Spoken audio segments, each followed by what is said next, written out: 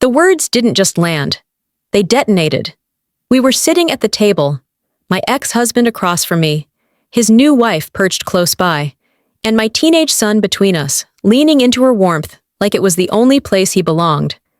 I'd shown up because he'd agreed, after weeks of silence, to talk things through. I came with hope folded neatly inside me, tucked behind my ribs, but then she leaned forward, touched his arm, and whispered a single sentence that shifted everything. She signed away custody. My son's head snapped up, his fork clattered onto his plate, and the way he looked at me, it wasn't anger, not even disappointment. It was something worse, distance, like I'd gone from being his mother to a name he vaguely remembered, a stranger sitting at their table. I wanted to protest, to tell him it wasn't true. Not like that. But her words had already woven themselves around his heart, and anything I said now would sound like excuses. And in that instant, I realized I wasn't fighting her anymore. I was fighting the version of me she had created in his mind. I reached for my glass of water, hands trembling slightly. My son didn't notice. His eyes were fixed on her, on the woman who had just rewritten our history with a handful of syllables. Do you know what it feels like to be erased in front of your own child? It's not loud, it's not dramatic, it's quiet, excruciatingly quiet. Like the scrape of a chair pulled away, like the silence that follows a slammed door. And there, at that table, I understood something. I had already lost more ground than I realized. But maybe I should back up. Because before this moment, before her sentence cut my motherhood into ribbons, there was a life, a story, a long road of sacrifice that led me here. I had worked nights in hospitals, bent over laundry in rented apartments, held my boy when fevers raged through his tiny body. I had been there for the scraped knees, the bedtime stories, the whispered prayers when the power went out and shadows scared him. I hadn't signed him away. I had signed papers that let him stay steady while I worked double shifts, while bills piled high, while I clawed for a life better than the one handed to me. Those papers weren't abandonment. They were strategy, a way to survive. But survival doesn't sound like love when someone else tells the story. And she was a master storyteller. I swallowed hard, forcing a small smile I didn't feel. Eat your dinner, sweetheart, I whispered, but the word sweetheart caught in my throat. He didn't look at me. Not once. So before I continue, before I tell you what came next, let me pause for a second. Because stories like this, they aren't easy to tell. They come with jagged edges, with truths that bruise when you touch them. But if you're still here, listening, maybe you know what it's like to feel erased by someone else's words. So before you get too comfortable, take a moment to like this video and subscribe, but only if you truly enjoy what I'm sharing here. And while you're at it, let me know in the comments where you're watching from and what time of day it is. Because sometimes, knowing you're out there, scattered across cities and countries, makes the telling a little less lonely. Back at the table, I set my fork down too. The air was heavy, like a storm pressing against the windows. My son didn't see me anymore. At least, not the me I knew myself to be. And I couldn't help wondering, if one sentence could undo years of love, what else had she whispered when I wasn't around? That night was just the beginning. The room still smelled of roasted chicken and garlic bread, but the taste in my mouth was ash. I sat there, hands clasped so tightly in my lap that my knuckles turned white. My son shifted in his chair, restless, his mind working overtime. He wasn't looking at me anymore. He was looking at her, his stepmother. It wasn't the first time she had whispered something into his ear, I realized. This time I had heard it clearly. She signed away custody. But what about all the other whispers? The ones I didn't catch? The little words slid into the cracks of his heart, painting me in shades I couldn't wash away. And yet, I stayed silent. Why? Because I knew that if I spoke too quickly, too loudly, it would only make me look guilty, defensive, and right now, she was counting on that. She wanted me to explode, to prove her story right. So I swallowed my words and let them burn down my throat like fire. When the plates were cleared, she leaned back casually in her chair, as if nothing monumental had just happened. She asked my son about his classes, about his upcoming basketball game. She smiled at him, and he, my boy, smiled back. I sat there invisible. My ex-husband, Tom, poured himself another glass of wine. He didn't correct her. He didn't explain. He didn't defend me. He let her narrative stand, like a judge's gavel hitting wood. Do you know what betrayal looks like when it wears silence? It looks like that. Later, when my son went upstairs to grab his bag, she followed, and as she passed me, she bent close enough for only me to hear. You gave him up. Don't try to rewrite history now. Her voice was syrup-sweet, but sharpened at the edges. And just like that, the fury I had been swallowing started to claw its way out. My pulse thudded against my temples. I wanted to shout, "You don't know anything about what I've done for him. You weren't there when I worked through the nights, when I sewed his Halloween costumes by hand, when I stayed awake through fevers and nightmares." But I didn't. I sat frozen, because if I opened my mouth then, I wasn't sure if I could stop the flood. When my son came back down, I forced my lips into a smile. "Ready to go, buddy?" He glanced at her first. She nodded. Then he nodded at me. And in that small hesitation, my heart cracked a little more. He used to look only at me for answers. Now I was the afterthought. I drove home that night with the radio off, the city lights blurring past my window. I kept replaying the moment in my mind. Her whisper, his expression, my silence. And I asked myself, when did I stop being the narrator of my own story? When did she start writing the script of my motherhood? Because here's the truth. Words aren't just sound. They're seeds. And I could see clearly now. She'd been planting for a long time. When I pulled into my driveway, I stayed in the car for 10 minutes, forehead against the steering wheel. I was exhausted, not from the evening itself, but from the years leading up to it. The constant battle of proving, explaining, defending. And that's when I made a decision. I wasn't going to defend myself anymore with anger, not with shouting. If she was going to weaponize words, then I was going to start building my own arsenal. But mine wouldn't be lies. Mine would be proof, evidence, memories she couldn't erase. Because someday, my son was going to need to know the truth. And when that day came, I wanted him to see, not just hear, who I really was. So I started planning. The whispers had stolen tonight. But tomorrow, I would start taking back my story. The next morning, I woke with the sentence still echoing in my skull. She signed away custody. Those words didn't just bruise me, they rewrote me. In my son's eyes, I was no longer his mother. I was a signature, a piece of paper, a stranger who had let him go. But here's the truth no one had told him. I never let him go. I held on with everything I had. I remember the day I signed those papers.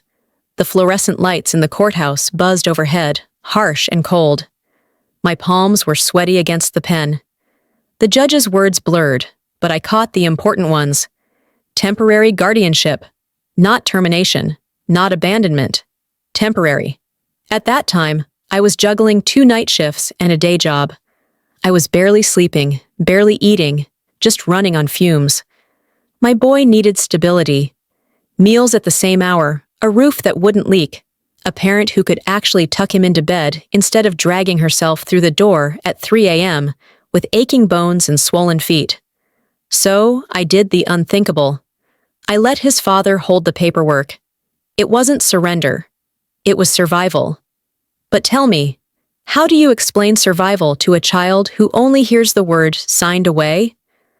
When I sat at the kitchen table that morning, coffee steaming in my hands, I felt the weight of her manipulation.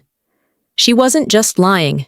She was editing, cutting whole chapters from our story and rewriting me as the villain. And maybe the cruelest part? She was good at it. She had that gentle tone that people trusted. She framed her words like concern, like truth-telling. She didn't shout or accuse. No, she was smarter than that. She whispered. She planted doubts. And doubts, once rooted, are hard to dig out. I decided that day I needed to preserve the real story. I pulled out an old box from my closet, one filled with scraps of our life together. Photos from the zoo, ticket stubs from his first movie, a hospital wristband from when he broke his arm, and I slept in the chair beside him all night. I spread them across the table like evidence, because that's what it felt like. I was building a case, defending myself in a trial I hadn't even been invited to. I could still hear his little voice from years ago. "Mom, you're the only one who never leaves." And now, because of her sentence, he believed I had. Later that week, I called his school to check on him. The secretary's tone was polite but clipped. "Oh, his stepmother usually handles everything now. Do you want me to take a message?" My throat tightened. Do you see how quickly history can be rewritten? It doesn't take centuries. It takes one determined person with access. That night, I pulled out my journal. I hadn't written in months, maybe years. But I opened to a fresh page and started recording everything. Every visit, every call, every moment I showed up, even if he didn't see me. Because someday, when the fog cleared, I wanted him to read my side. To know that I hadn't disappeared, that I had been there, waiting, holding on, loving him quietly. As I wrote, I realized something else. I wasn't just fighting her lies. I was fighting time. Every day that passed was another day her version of me grew stronger in his mind. Another day, I became a stranger. And the question kept me awake long after midnight. When the day comes that he finally sees the truth, will it be too late? I closed my journal, slid the pen across the table, and whispered to the quiet room. No one rewrites my story but me. The first time he avoided my eyes, I told myself it was just teenage distance. Kids grow up, they pull back, they build walls so they can learn to stand alone. But this wasn't that. This was sharper, colder. It was as if someone had drawn a line in the sand and whispered to him, "She's not on your side anymore." At his basketball game, I sat in the bleachers, heart pounding, waiting for that moment. Just like always, when he'd run onto the court and scan the crowd for me. He used to grin when he found me, wave with that goofy, wide-armed energy. I lived for those moments. This time, he didn't look, not once. He ran past, focused, jaw set, and when his stepmother waved from the other side, he smiled. A small smile, but enough to cut me in half. I clapped anyway. My hands were trembling, but I clapped until they hurt. Because that's what mothers do. We cheer, even when our hearts are breaking. After the game, I waited by the exit, just like always. When he came out, sweat dripping, hair plastered to his forehead, I reached out to hand him a bottle of water. "Good game," I said softly. He hesitated, just for a second. Then he took the bottle, without looking at me, and muttered, "Thanks." Then he walked past me, straight to her. She wrapped her arm around his shoulders, leaned down to whisper something, and he laughed. Do you know what it feels like to be erased in real time? To watch your place in your child's life vanish before your eyes? It's not a scream. It's a quiet, suffocating silence. Driving home that night, the seat beside me felt emptier than it ever had. I replayed his look, or rather, his lack of one. Eyes that once lit up at the sight of me now slid past, cold and indifferent. And I asked myself, if love is a fire, how many lies does it take to put it out? At home, I stood in front of the mirror. My reflection looked older, wearier, but beneath the lines and tired eyes, I still saw her, the mother who had carried him through nights of fever, who had taught him to ride a bike, who had whispered bedtime stories until he drifted into dreams. That woman hadn't disappeared. So why did he look at me like she never existed? The answer was simple and cruel, because someone wanted him to. I thought about confronting her, about storming into their house and shouting the truth until the walls shook. But what would that accomplish? To him, it would only confirm her story, that I was unstable, dramatic, the problem. So instead, I chose a different path. If she was going to win him with whispers, I would win him with presence. I would keep showing up, at every game, every concert, every event where I was still allowed to stand in the crowd, even if he never looked my way. Because here's the thing about love. It doesn't disappear just because someone else says it should.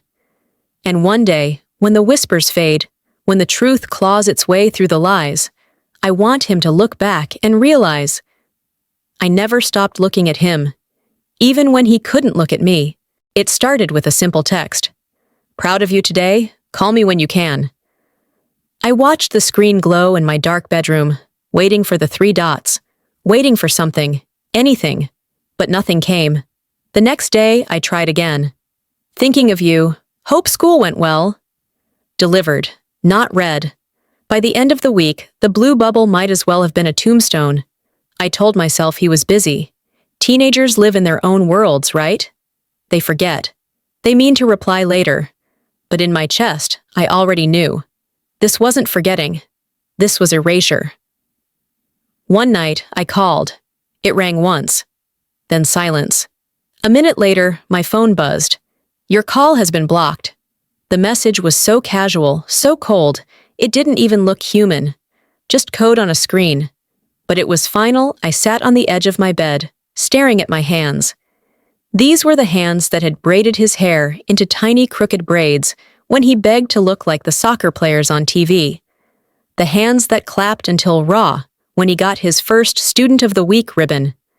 The hands that wiped his fevered forehead with cold towels when he could barely breathe through the flu. Now they were empty. I picked up a pen. Paper couldn't block me. I wrote letters. So many letters. Dear son, today I saw a boy at the store who looked just like you when you were 6, holding a toy dinosaur. Dear son, remember when we stayed up until midnight watching the stars from the porch? I still think of that night when I can't sleep. I poured my heart into page after page, each one trembling with love, with longing, with all the words he wouldn't hear from me anymore. I mailed them, one by one. Weeks later, they came back, unopened, stamped in red. Return to sender. That was the moment my knees buckled. Not because he'd refused them. I didn't believe he ever saw them. I knew exactly who had pulled them from the mailbox, tucked them away, decided he didn't need my words. Her, the gatekeeper of his heart. I started keeping the letters instead. I stacked them in a shoebox at the back of my closet. Every envelope was a tiny funeral. Every return stamp, another nail in the coffin of the life we once shared. But I couldn't stop writing. Because what if, someday, he came back to me? What if he wanted to know my side, the real story? I wanted him to have proof that I never stopped reaching out, that I never stopped being his mother, no matter how hard she tried to erase me. Late at night, I'd sit by the lamp, pen scratching paper, tears dripping silently. And I'd imagine him, older, opening that box someday, reading my words, realizing I had never left him, not for a day, not for a moment. That hope, it was the only thing keeping me from breaking completely. But even hope has sharp edges, because each morning, when I woke to silence, I was reminded, the boy who once begged me never to let go, had stopped holding on. It was a rainy afternoon when I stumbled upon the box. I hadn't planned to find it. I hadn't even been looking. I was in Tom's garage, helping him clear space, or maybe just trying to prove to myself that I still had a role somewhere in their world. Dust floated in the stale air as I moved boxes, shifting years of clutter, and then I saw it. Cardboard, damp around the edges, sealed with old packing tape. My name wasn't on it, but my handwriting was. I tore it open, and my breath caught in my chest. Letters. So many letters. All the ones I had written, all the envelopes I had carefully addressed to my son, stacked neatly, unopened. Birthday cards with dinosaurs on the front.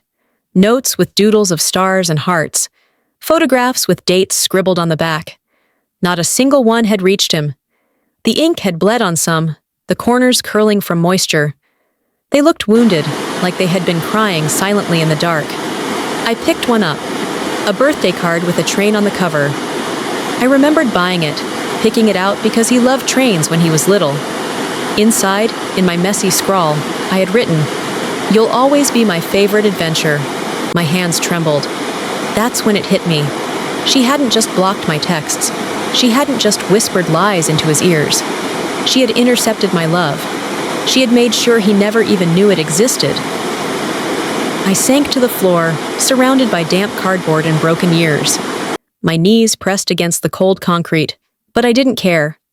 I pressed those envelopes to my chest, as if holding them tight could somehow make up for all the hugs I hadn't been allowed to give. Do you know what it feels like to realize your child has been robbed of your love in real time? It's worse than losing. It's theft. It's waking up to find that someone stole not just your present, but your past. I sat there for hours, I think. The rain tapped against the roof, steady, like a cruel metronome. When Tom finally walked in, he froze. His face paled when he saw what I was holding. "You weren't supposed to find that," he whispered. I stared at him, stunned. "You knew?" He rubbed the back of his neck, avoiding my eyes. She thought it was easier for him. Cleaner, no mixed signals. Cleaner? My voice cracked, sharp with disbelief. "You call erasing a mother cleaner?" He flinched, but he didn't answer. That night, I took the box home. I placed it in my closet beside the shoebox of letters I had already saved. 2 collections of grief, 2 timelines of betrayal. And yet, holding them, I felt something stir. Rage. Because now I had proof. Physical proof. That I hadn't abandoned him. That I had written, reached out, begged to be heard. Someday, he would see. I pulled out one of the damp envelopes, laid it flat, and pressed my hand over the blurred ink. "They can hide my words," I whispered to the empty room, "but they can't erase me forever." The box of letters haunted me. Every night, I would find myself sitting on the floor of my closet, running my fingers over the envelopes like they were gravestones. Each one marked a moment stolen from my son, a memory that should have been ours. But the more I stared at them, the heavier one question pressed down on me. How could Tom let this happen?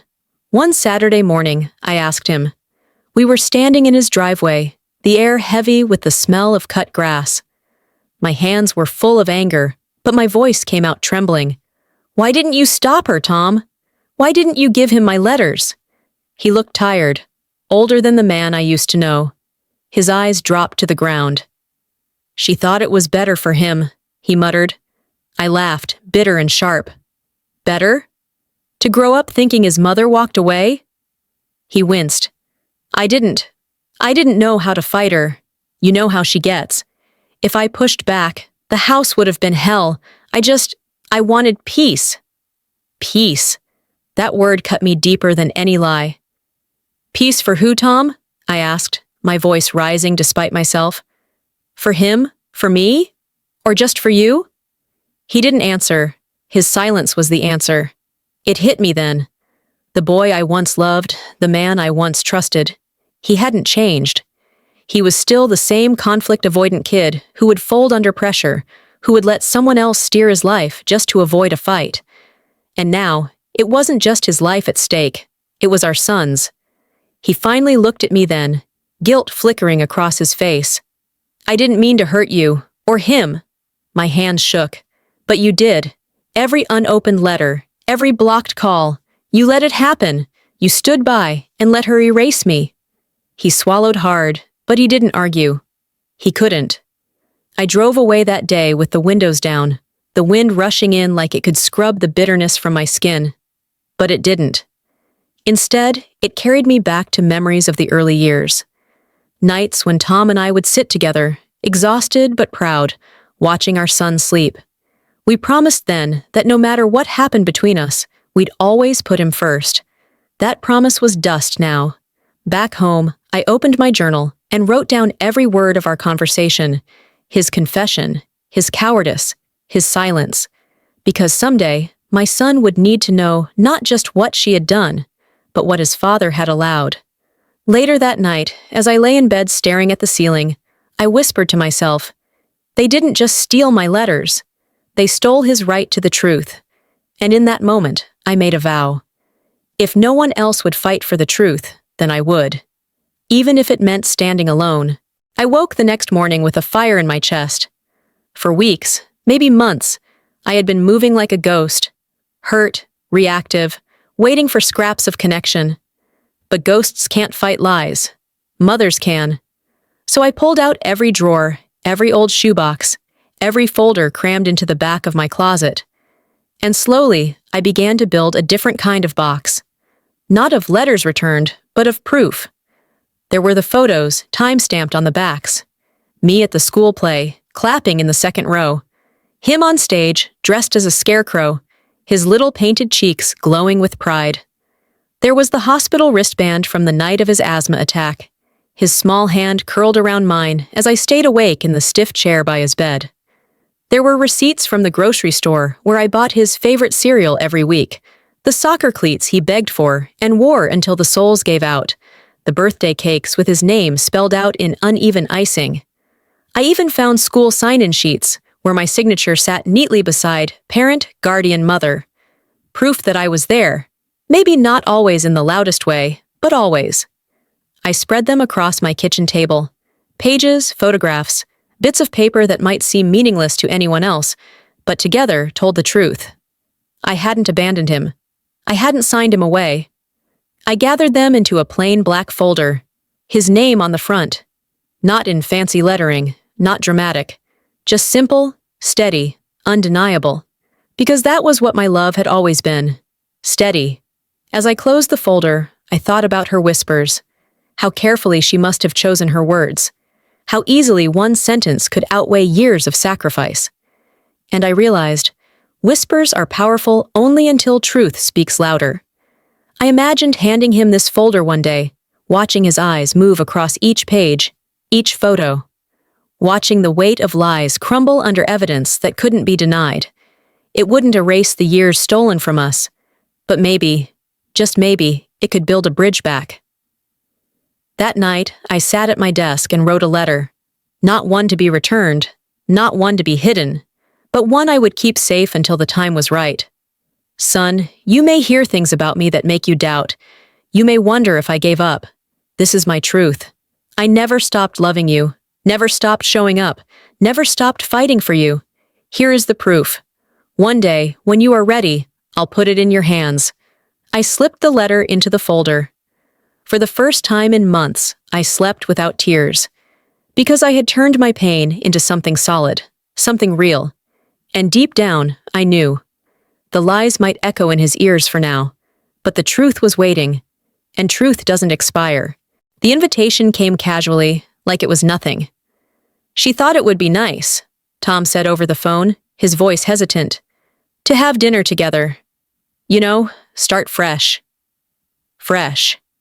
As if the years of silence and blocked calls could be wiped away with one meal. But I agreed. Not because I believed in her version of fresh, but because I wanted to see my son. Even if I had to sit across from her to do it. When I arrived, the house smelled of roasted lamb and rosemary. The table was set too perfectly. Candles, folded napkins, plates that gleamed under the light. She greeted me with that smile. Not wide, not warm, but precise. Like porcelain. Like it might crack if she stretched it too far. Come in, she said, her voice dripping with sweetness. We're so glad you could join us. We. As if I were the guest in my own child's life. Throughout dinner, she was the conductor. She asked my son about school, about basketball, about the new video game he'd been obsessed with. He lit up under her attention. I watched, silent, stabbing at roasted carrots with my fork, wondering when motherhood had become a competition I'd never signed up for. Halfway through, she turned the conversation. So, she said lightly, eyes locking onto mine, how's your new life? Must be nice, not having the daily responsibilities anymore. Her words sounded innocent, but her tone, sharp, deliberate, cut deep. The implication was clear. You left. You moved on. I forced a smile. My life still revolves around him. Her eyebrows lifted, feigning surprise. Of course. Then she reached out and touched my son's hand, her nails painted crimson. But you know, kids need consistency, and he's had that here. Haven't you, sweetheart? He nodded, chewing slowly, not daring to meet my eyes. I wanted to slam my hands on the table, shout that consistency doesn't mean love, that stability doesn't mean truth. But I stayed quiet, because anger was her trap, and I refused to fall in. Instead, I folded my napkin neatly, laid it across my lap, and let silence speak for me. When dessert came, she leaned back in her chair, that porcelain smile still in place. "You know," she said, "children are resilient. They adapt to the people who are really there for them." My fork froze. Really there. Every sacrifice, every sleepless night, every mile walked in worn-out shoes to get to work. It all dissolved in her phrase, like none of it mattered. I looked at my son, praying for some flicker of recognition in his yes. But he only pushed his cake around his plate, his jaw tight. By the time I left, the air outside felt lighter than the air inside.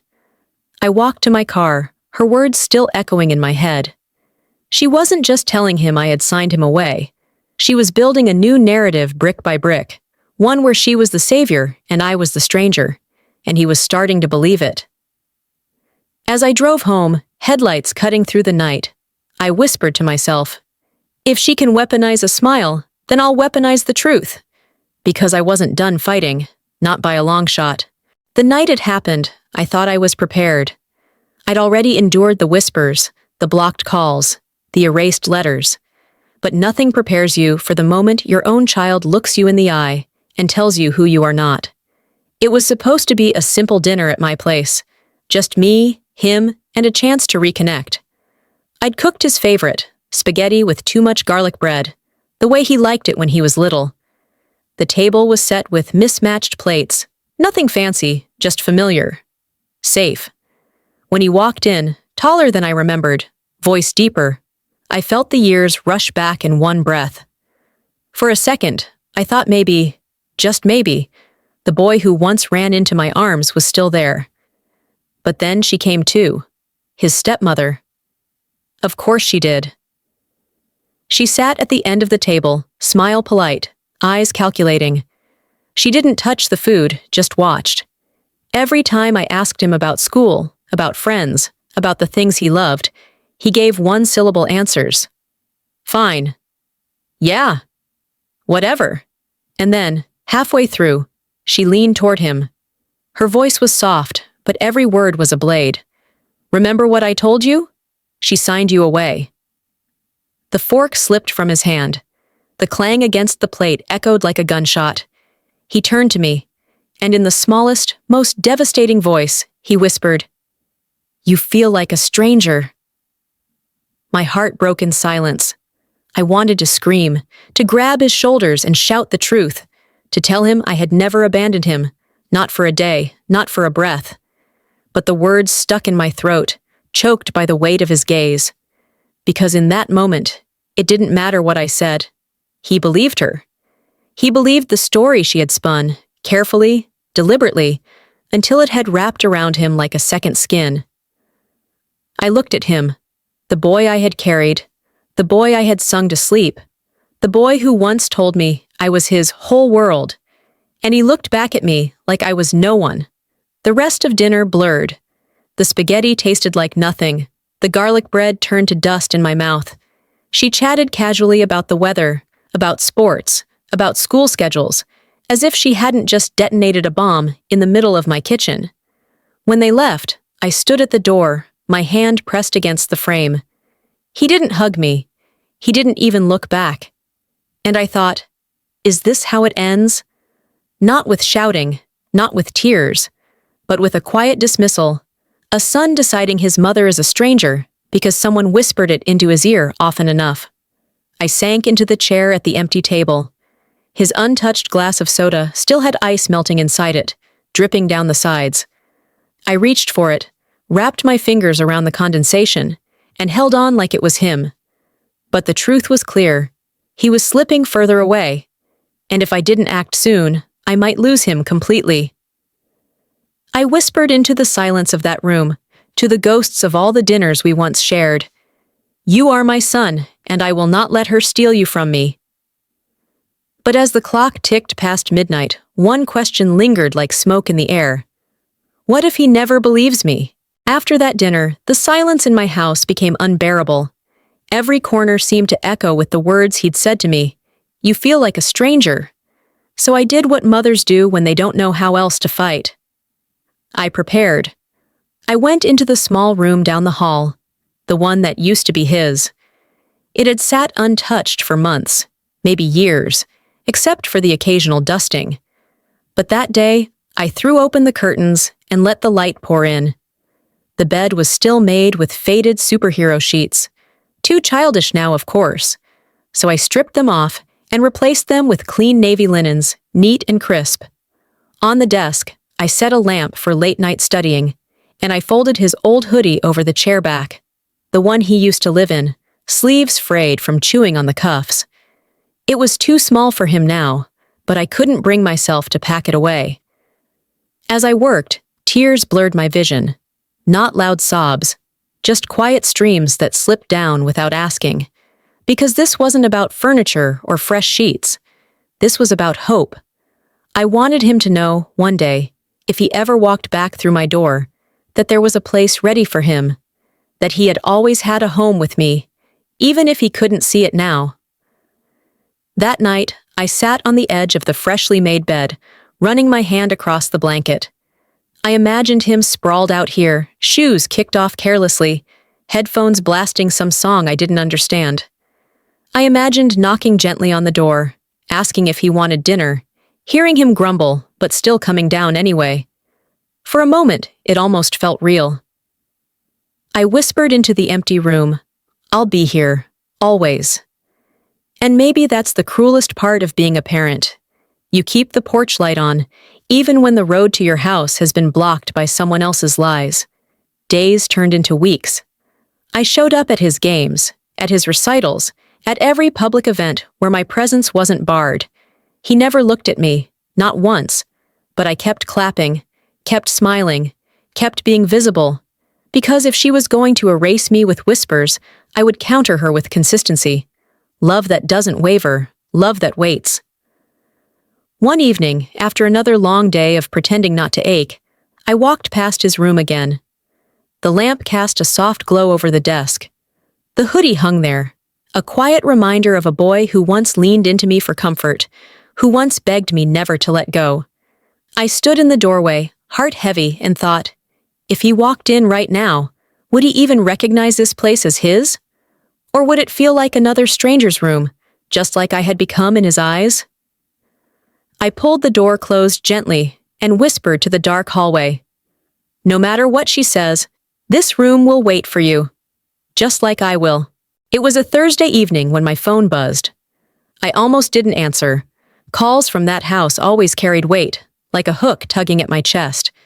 But curiosity and hope won. Tom's voice was tight, rehearsed. "We're in trouble," he said. "Financial trouble. Could we come by and talk?" The words slammed into me. For years, they'd treated me like I was unnecessary, like a faded photograph in the back of an album. Now, suddenly, I was useful. When they arrived, I noticed the way she clutched her designer purse like it was armor. My son trailed behind, taller now, his shoulders hunched, his eyes darting anywhere but mine.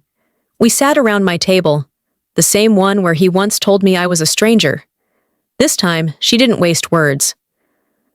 "We need help," she said simply, her voice smooth but trembling at the edges. "Money, just to get us through." I stared at her, at Tom, at the boy I loved who sat in silence, fidgeting with his phone. And then I understood. This wasn't just about bills. It was a bargain, unspoken but loud. Access to my son dangled in exchange for a signature, a check, a lifeline. My pulse thundered in my ears. Part of me wanted to say yes, immediately, just for the chance to keep him near, to buy back the pieces of motherhood that had been stolen. But another part of me recoiled. Because wasn't this what they'd been doing all along? Turning love into a transaction. Turning my presence into a privilege she decided to grant, or deny. I leaned back in my chair, forcing my voice steady. "I'm not writing a check in exchange for my son." Her lips tightened. "It's not like that." "It's exactly like that," I replied. Tom tried to interject, his words fumbling, but I cut him off. "You've both spent years keeping him from me, erasing me, and now you want me to rescue you?" Silence fell heavy over the table. I turned to my son then, forcing myself to meet his eyes. You don't need my money, I whispered. You need the truth. That's what I'll give you, nothing else.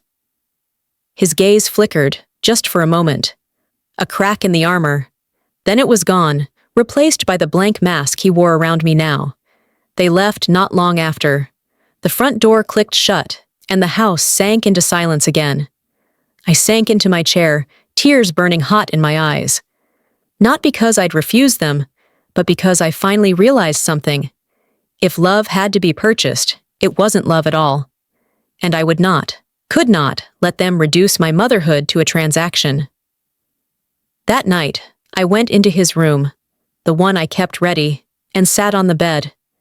The hoodie still hung on the chair. The lamp still cast its soft glow. I whispered to the empty space, I'll never stop helping you, my son, but not like this. Not with strings. And in that quiet, I felt the weight of a new truth settle into me. Sometimes, fighting for your child doesn't mean saying yes. Sometimes it means refusing to be part of the lie. He called me. Not her. Not Tom. He did. His voice was cautious, clipped. Can we meet? Just us. I said yes before he finished the sentence. We chose the riverbank where we used to feed ducks. The same place where he'd once giggled as little feathers brushed his palms, where I taught him how to skip stones, and he never managed more than 2 skips before the rock sank with a plop. When I arrived, he was already there, leaner, taller, his shoulders squared in a way that didn't belong to the boy I raised. But his hands still fidgeted the same way. That small detail nearly broke me. I sat beside him on the old wooden bench. For a moment, neither of us spoke. The river did the talking, moving slow and steady under the evening sun. Finally he said, She told me things. About you. Things I believed. His voice cracked slightly. But I don't know anymore. My heart thudded. I reached into my bag and pulled out the black folder. The one I had been building for weeks. I don't expect you to take my word for anything, I whispered, pressing it into his hands. This is my truth. Our truth. You can read it when you're ready. He looked down, flipping it open. Photographs, receipts, wristbands, letters. His eyes moved slowly, carefully, as if each page carried weight. His jaw clenched, his breathing grew shallow. And finally, he looked at me. Why didn't anyone tell me? The question pierced me deeper than any accusation ever could. Because how could I explain? How could I make him understand that silence wasn't my choice? That his father's weakness and her determination had drowned out my voice? I wanted to scream because they stole my words before they ever reached you. But I didn't. Instead, I placed my hand gently over his. I tried, I said. Every day. I wrote, I called, I showed up. I never stopped. And someday when you read those letters, you'll see. You were never abandoned. His throat bobbed as he swallowed. He didn't say sorry. He didn't fall into my arms. He just sat there, staring at the folder, the river reflecting in his eyes. Minutes stretched like hours. Then, softly, he asked, What do you want from me now? I breathed in, slow. The truth was simple. Nothing but honesty. Nothing but the chance to be your mother, in whatever way you'll let me.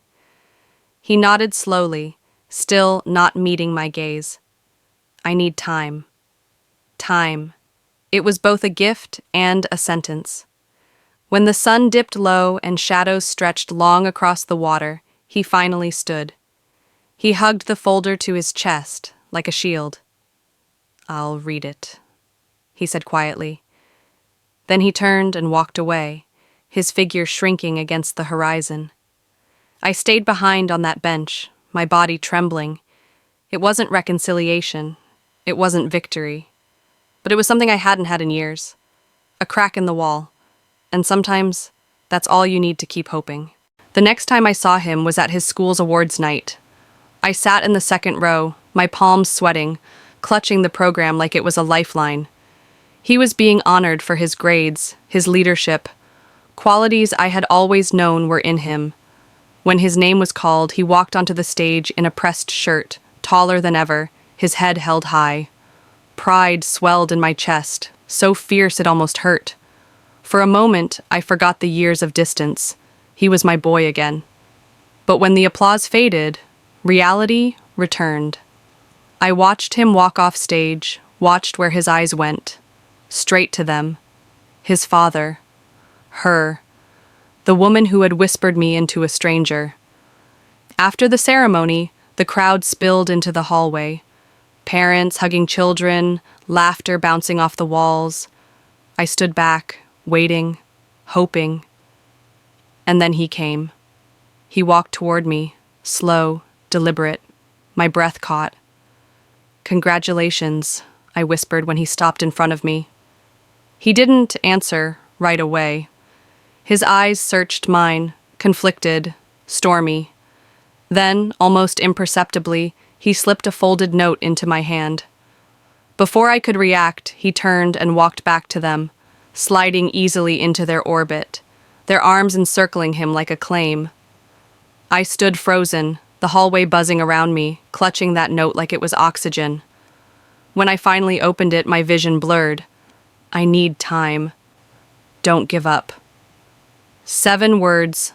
That was all. But they were enough to keep my knees from buckling, enough to keep hope flickering inside me. Driving home, I replayed it over and over. How carefully he had slipped the note, how he hadn't looked back, not once. It dawned on me then. He was living between 2 worlds, one where lies painted me as a ghost, and one where truth whispered that I had never left. And for now, he couldn't choose openly. He had to survive in the world he lived in. Hers. When I got home, I walked into his room, the one I kept ready. I placed the note on his desk under the lamp, beside the old hoodie. It looked small there, almost insignificant. But to me, it was everything. Because that note wasn't just words, it was proof. Proof that he still saw me.